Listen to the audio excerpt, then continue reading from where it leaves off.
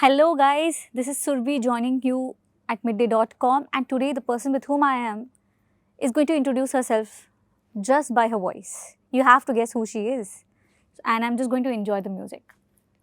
ਮੁੰਡਿਆ ਦਿਲਾ ਦੇ ਮੈਨੂੰ ਬੁਰਜ ਖਲੀਫਾ ਮੈਨੂੰ ਬੁਰਜ ਖਲੀਫਾ ਮੈਨੂੰ ਬੁਰਜ ਖਲੀਫਾ ਮੈਨੂੰ Burj Khalifa Well, I think you all know who we have with us today, Nikita Gandhi. Thank you for joining us today at midday.com. First of all, how does it feel like? New song, Jia Jaise is coming out. Yes. How does it feel like to you? Now that we're talking about Jia Jaise and I've finished my introduction, so I'm very excited to be part of Jia Jaise. बहुत सुंदर गाना and I fell in love with it the second I heard it, and I'm just so happy to be a part of it, and I'm so happy that it's finally out. Right. So, all your songs, I think the one that I've heard just now, and it's amazing, all of them have a sense that, even when I started reporting as an entertainment judge, I was like, these are such great songs. I think just before we started shooting, we were talking about SAQ of Mismatch, which is still on one of the blockbuster, chartbuster songs, and it's an amazing song, the slow version also and the original version as well, right? So with that, with all the songs, I don't think you need any compliment. I think you're pretty confident enough to know that the great songs that you've given us. Thank you. We are all lucky as listeners, as music listeners, that we have you on this platform. Thank you so much. And with that, first thing that I would want to ask, you come from Kolkata. Yes. You have a connection with Chennai. Yes. You know Tamil, Telugu, you sung songs in different languages. You have a connect for sure, Right. which might definitely help, but I'm not sure if that's the only thing that might come into the picture, but there's a lot more to learn. There might be some difficulties, making the song. Do you face any difficulties singing songs in different languages? How Yeah, do I mean, singers I cope up don't with that? speak Telugu. I speak a little bit of Tamil. But I have sung in languages that I don't speak, be it Kannada, Telugu. I once did a Chinese song in Made in China. That was definitely the most out of comfort zone I've ever been. But yeah, like recording in languages that you don't speak is quite an interesting process, because then you're like an actor suddenly. You're not just a singer, because you're pretending you can speak the language and sing in that language and emote in that language. So it's very important. I think observation is very important in that you observe how people speak the language so that you get the right accent, and that conviction should be there when you're singing. But I think, like, if I just wrote the lyrics in Hindi, which is usually what I do, I write it in Hindi. Hindi is very phonetic. And then I really don't need to know the words. That's the beauty of music. I mean, as a consumer, right? Because even we listen to songs in different languages that we don't necessarily understand, but we just like the way it sounds. So even while singing a song, when I note down the lyrics and get the right pronunciation, I can tell what the song is about just by the melody. And so that's the beauty of music. Right. Well, that's one part of your journey that I've come to and that I've got to know about from you. The second would be your journey from dentistry to music. That's almost the same time only. That's the same journey. Yeah, that's why I was in Chennai. I was studying dentistry. And I started doing music professionally while I was still in college. So it was quite a strange change, sort of transition for me, because there was this time when, especially when I was in internship, when I was still in college, but some songs had released in Tamil. And since I was in Chennai, obviously, people knew the songs that I had sung. And so there were days where, I remember one day I was entering the department wherever I had my posting. And I was wearing my lab coat and ऐसे बन बना के आधी नींद में मैं department में घुस रही हूँ. Because I'm in college, that's my avatar at that time. And I went all this whatever, jhalli, entering the department, and then these freshers come up to me and they're like, can we take a picture with you? And I'm like, what? I was so shocked with, and this started happening because like the songs were like big songs, and I didn't even like, it didn't register to me that it was like I was a singer now, you know. So then that started happening. It was so. Hit you then. I mean, I just got really like confused. I was like, oh, okay. And then I'm just like suddenly so conscious, and people are taking pictures with me. And it was so weird, to be honest. But it was obviously very cool to have that experience. But then I had to be better dressed from that day onwards in college. Do you like that or not? Being dressed up? Like, do you like being dressed up, or do you just like being as casual as possible? I like both. I definitely like being casual more. Like, so, yeah, I just, like, if I'm caught off guard, I just put on shades. I'm like, हाँ, ठीक है. This is the most I can do today. But it's been a transition for me for sure. Like, some of my friends would be like, because I had this habit of when I would go to a session, like go to a recording, I would just like wear shorts and t-shirt and chappal and go. And then, you know, then suddenly at the session, the director will come with his team and like, we want to take BTS. And I'll be like, oh my God. And I've seen that those BTSs where I'm like, पता नहीं कहाँ से ऐसे रास्ते से उठा के लेके आए गाने के लिए, ऐसे लगता है. So then I was like, you know what, I'm going to have to start dressing up for recordings as well, which is why I love recording from home. So, no, but I mean, the effort part can be annoying, especially if you do it every day. That putting makeup, removing makeup. So then whenever we have, you know, like interviews to do, like we're doing this interview today, I'm like, भाई एक ही दिन में कर दो, ताकि एक ही दिन में effort डाल के फिर निकाल देंगे, फिर मुझे 2 दिन makeup नहीं पहनना. You know why I asked this question after you mentioned this was because I've been observing that, I think a lot of people might have been observing that there's a change in terms of how Indian singers are coming forward now. For instance, if you see, there's a change the way Sunidhi Chauhan has come up now. Her fashion probably has changed. Her, I don't know if I can say that it's an aura that has changed. Her personality has a different vibe now. And even if I say Shalmali, so all of them have changed, you know, in their avatar, in the way they perform on stage. All of that has, I don't want to say international because I don't want to take away that feel that India has. But if you see them perform on stage, there's a different feel now. They are not like the old school days, like the way they used to perform, right? Do you feel that, or do you think there's a? Yeah, I think everybody goes through this evolution, right? You keep changing, yeah, your body language, your artistry, your sound, the way you carry yourself. I used to never wear pink when I was small. I used to hate the color pink. And just like a few days ago, I was wearing something peachish or something. And then my mom looks at this. I mean, I think when people tell you is when you realize you've, you know, sort of let go of certain prejudices. My mom was like, how come you're wearing pink? You used to hate wearing pink when you were a kid. You used to only wear black. And you had like I had this like goth phase when I would just wear kajal, and I still actually only like wear oversized clothes. But I feel like everyone has this intrinsic personality, and then you just kind of keep, the external personality keeps experimenting. Because you also want something new. You get bored of something and then you try something. Right. I mean, initially, I don't know, I used to feel that maybe the singers did not used to put, right now I feel there's more about, singers do not just have to sing well, but they also have to look presentable, like Hey, you don't have to do anything. I feel like no one should be pressurized to do anything. I was just watching a reel recently where there's this one actress in Hollywood who's been going to all the award shows makeupless. And I think that's amazing. And I think no one should feel pressurized to dress up all the time or to wear like there's also this pressure on artists to wear, never wear the same outfit twice. And I think that's a terrible example for the public. Guys, please, you can have the same clothes and you can wear them more than once. It's okay to do that. We're all human beings and we shouldn't waste material and water and, you know, whatever. So I think that everyone should just do what they're comfortable doing. And there should be no pressure of any sort. So true, so true. Like, coming to, we've spoken about fashion, change, and evolution, and also talent, which also is a big part of it. We cannot miss talking about Jhalak.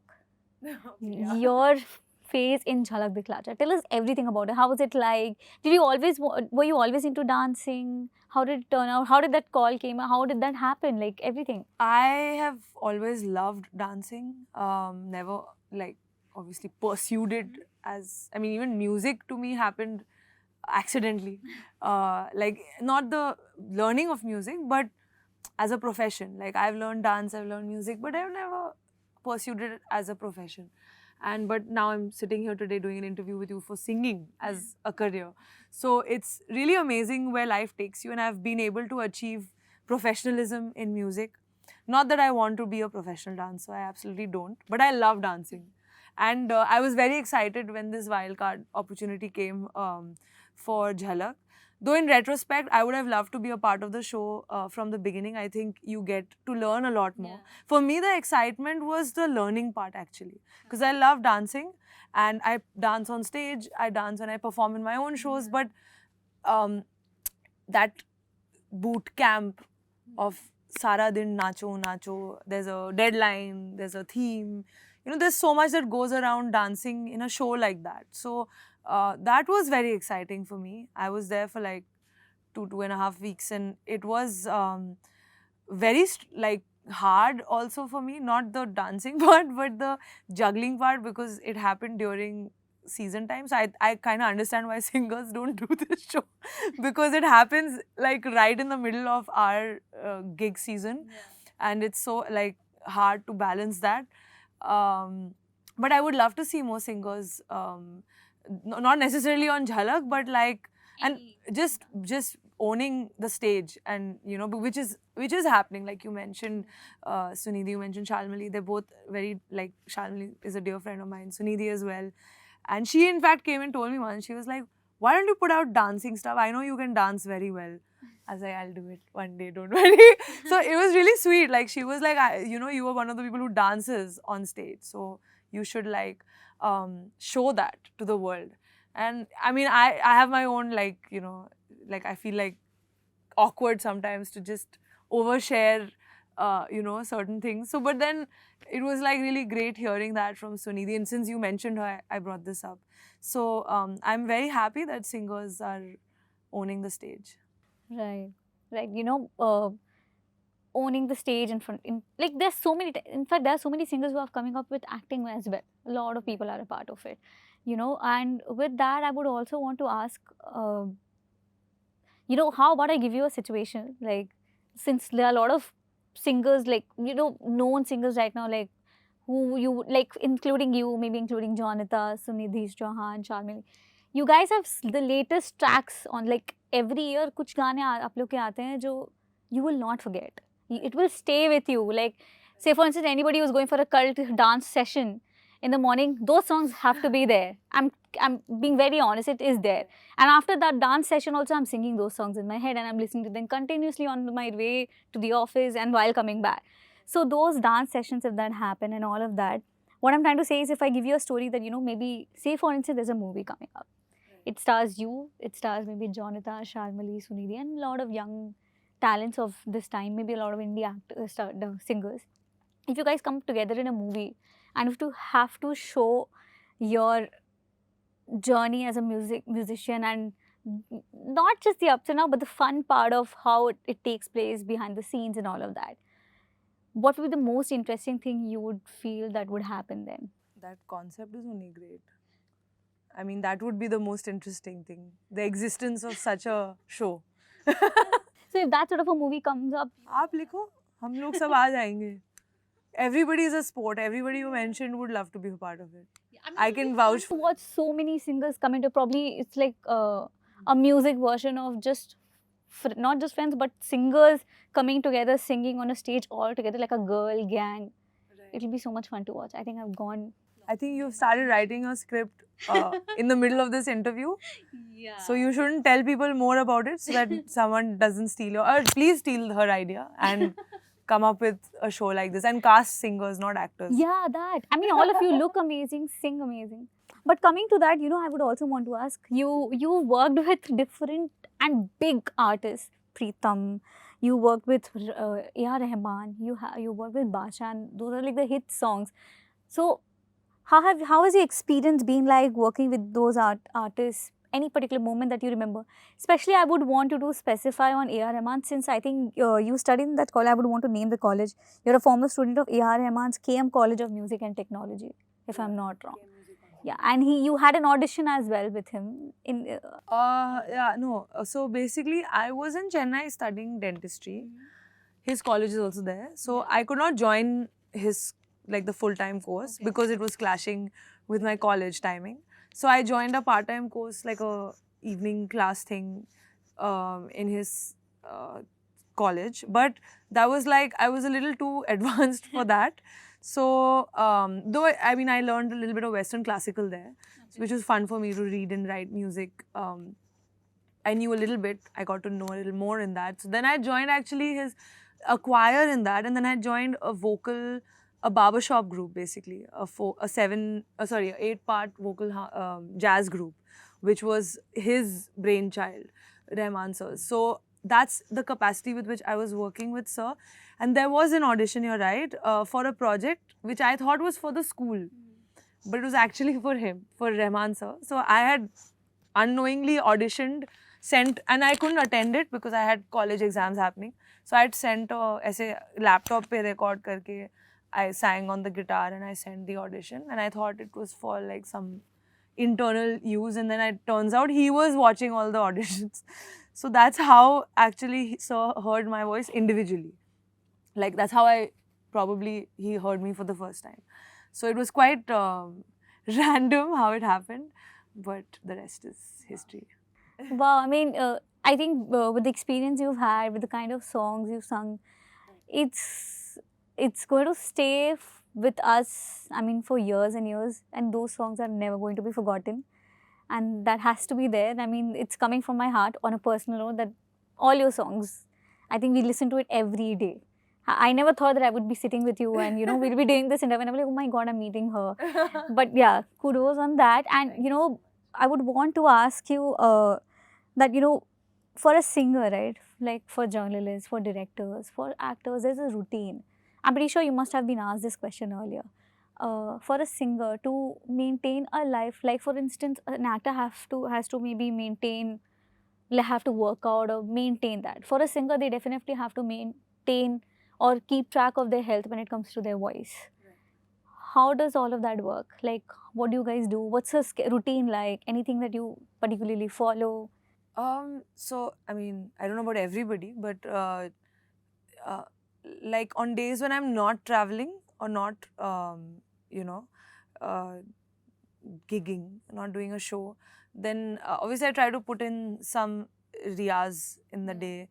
And I'm an early sleeper, early riser, which is strange. Like, not like moderately early sleeper, early riser, which is rare in an industry like ours. Most people pull all-nighters and sleep in the day. But I am a night sleeper. But that's just me. I think I know quite a few singers actually who are female singers, at least. I don't know about the boys. I can't vouch for them. But yeah, I try to. The thing is, it is hard to maintain a schedule because every day is different. Some days you're traveling, so you're waking up randomly, waking up 4 a.m. to catch a flight. Another day you're waking up whenever you want. So I just try to get enough sleep, especially when there are days where you're not getting enough sleep, and get enough exercise in a day, whether I'm working out or playing a sport or something. Even on a gig day, when I reach the hotel, I immediately go to the gym and work out, so that, like, being active is very important for both, your mind, body, soul, everything. And I'm generally a sporty person, so I like to be physically active. So that's my routine. Like, my routine is to try to find routine, basically. And I think that's the case for most of us, where we are just trying to, there are certain things we need to do in the day, and we just have to find time to do it, basically. Correct. But what if, like, say maybe you've got cold and you have to record tomorrow? Like, in such instances, yeah, how do you guys handle it? Like, it's the simplest of a thing that can happen to anybody. So I know a lot of people resort to, like, especially if it's an emergency, like you have a show and the morning your voice is gone. A lot of people do take like steroids just to, you know, sort of survive that day, because you need your voice to work for that day, and you've committed to a show. You can't just cancel it because you don't have it. Unfortunately, we don't have that kind of luxury most of the time, unless it's very serious or something. I have never done that actually. I've never resorted to steroids. So in general, I have this homeopathy kit that I keep with me, and sort of survive mostly on homeopathy. Like I'm in general, I don't like allopathy, even though I'm an allopathist by profession or by education. But I have this homeopathy kit for my voice, and I mostly 90% of the time, if I like, the key is like to know your body actually. So मुझे थोड़ा सा खराश लगता है, so I take Phytolacca or whatever, you know, I know what to take when, and that's the most important thing, to just kind of nip it in the bud. So that comes with time. Like in the past, like few years ago, I had a soft nodule. I had to take vocal rest. It freaked me out obviously when I got to know that I had a nodule. This is like some 5 years ago, 5-6 years ago, the beginning of my career. So then you realize, you know, that how important it is to respect rest and respect the not doing of certain things. So literally there was this one time I did not speak for a whole month. Like I actually did not, because I got so scared when I got diagnosed with soft nodules, because I was like gigging and shouting and screaming and performing and over singing basically. And then I developed, I did a proper endoscopy, and I got to know that I have soft nodules, and it scared me so much. The doctor was like, the best thing is, because it's not permanent, right? It'll go away if you give it some rest. So I actually did not speak for a month. And that helped? Yeah, it went away. How did you not speak for a month? Because that's how much I cared about it going away. I actually did not speak for a month. Like I was just like so scared. And obviously once I was done with that, I, you know, made sure I never had to deal with it again. That's shocking for me. Like not speaking for a month. Especially for me. I love talking. More than singing, I think I like to talk and like to discuss and express. Right. It's crazy. But you know, with all of that to maintain and everything, I think it shows your dedication, and it shows why you have your fans, because when you have them, right? So any fan moment that you really remember, you'll never forget, that, you know, maybe funny or anything. There are lots of, you know, incidences where like I remember I did one show in Bombay, and there was this girl who came from the audience, and she was just looking at me like this, like, I can't believe you are, like, she was just like so exasperated. Like I seeing her, I got nervous, because she was like so nervous to meet me, and I was like, whoa, like I'd never experienced that kind of, you know, like love and like that kind of energy, and I got nervous meeting her. I was like, oh my god, I'm going to start crying, please. Like, so that does happen sometimes, and when it does, it's very, I think it makes all of it worth it, like everything. Yeah. Like all the goods, the bads, the everything. Makes sense. But yeah, I think these fan moments can make you feel happy, but a lot of other emotions as well. Absolutely. Right? But on that note, if you would like to sing your latest track for us. Yeah. Okay. जिया जैसे जिया मैं तो तारे गिन गिन तेरी आंखों में है. Oh my god, I'm gonna die. जिया जैसे because it's like I forgot the lyrics in one of the interviews, and she was like, you want to see the lyrics? I was like, no, I know it. It's too new for me to know the lyrics. Okay. जिया जैसे जिया मैं तो तारे गिन गिन तेरी आंखों में खोई मैं सारे दिन दिन क्या कहूँ जिया हूँ तुझ बिन तू ही मेरी आरज़ू तू आखिरी तमन्ना तेरी आंखों में है जैसे सूरज चंदा क्या कहूँ oh my god कैसी हूँ तुझ बिन and keep the laughing. That was actually very candid and cute. I would say that. Keep it. Because every time this happens to me every time I sing a song where I've sung one random like verse and not the chorus, because it's always in a male scale.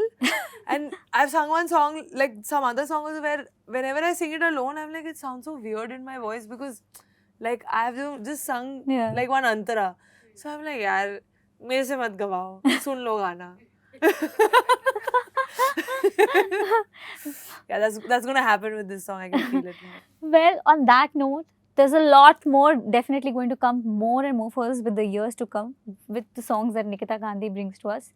And thank you for joining us today at midday. It was so much fun, and the only thing that I'm going home with, the most importantly, I'm going with a lot of things, with a lot of memories here, but she did not speak for a month. I did not speak for a month. I, the one who spoke so much in this interview. Well, thank you so much. Thank you. Subscribe to Midday India. Get direct notifications on all our videos by clicking on the bell icon.